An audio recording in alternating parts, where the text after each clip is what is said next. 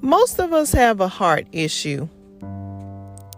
We have an issue with asking for something, hoping for something, believing in something that may not always go our way.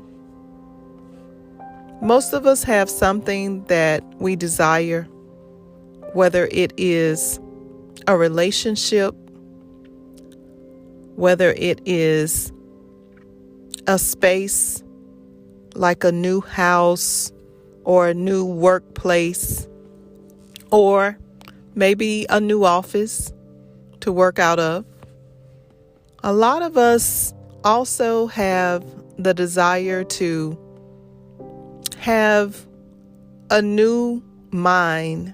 So we go and we gain new knowledge from a university, a college, or someone that can kind of guide our lives. Or we even have this idea that we are going to set new rules in place. And the new rules will include allowing us to keep the promise that we make to ourselves and allowing others to respect the new rules that we create.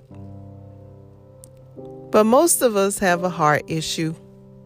Most of us have an issue of the heart where we will believe, we will hope for, but not always do things go our way. So what happens to us when our heart is not fulfilled? What happens to us when we are disappointed, when we are down and out, when things just seem to go the opposite direction from which we set our rules and regulations? What happens in our life when we don't receive that new job, that new house, when we don't have that new relationship that we thought we would have? If only they were a part of our lives. Our lives would be so different.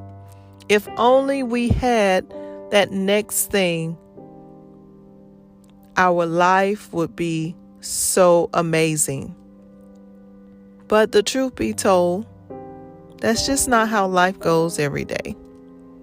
Life doesn't always give us what we hope for.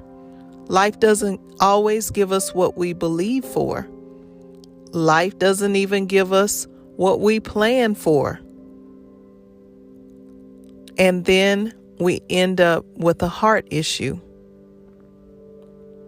I think that we need to pay more attention to our heart. First, we need to take a inventory of what's in it. And why do we desire the things that we desire? Lay everything out on the table. Look at it in detail. And then ask ourselves, what is the motive behind this want that we have? What is the motive? The reason why we want this so badly? What is the purpose of the thing or the person that we want, or even the place that we want? What is it? Why do we want to be here? Why do we want to be with them? Why do we want to have that? What would be so phenomenal for obtaining, or having any of these things, people or places in our lives? Then once we lay that out on the table and we begin to analyze what's really in our hearts, then we can take an inventory on Do we really want this?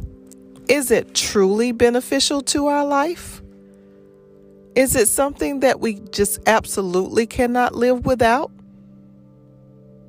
Perhaps we've been hoping and believing for something that is not aligned with what God really wants for our lives.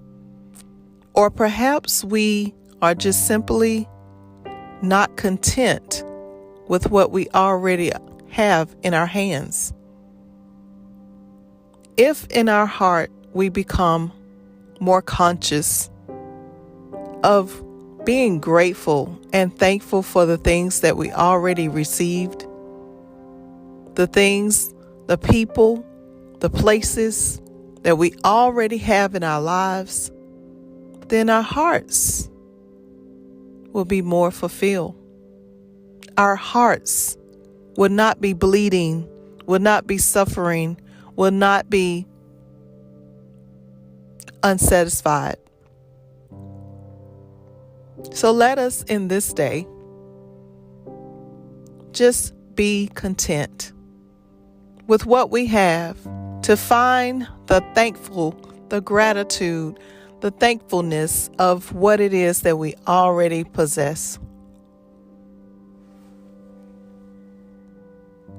Because not everybody receives what they truly believe. Not everybody has what they have hoped for.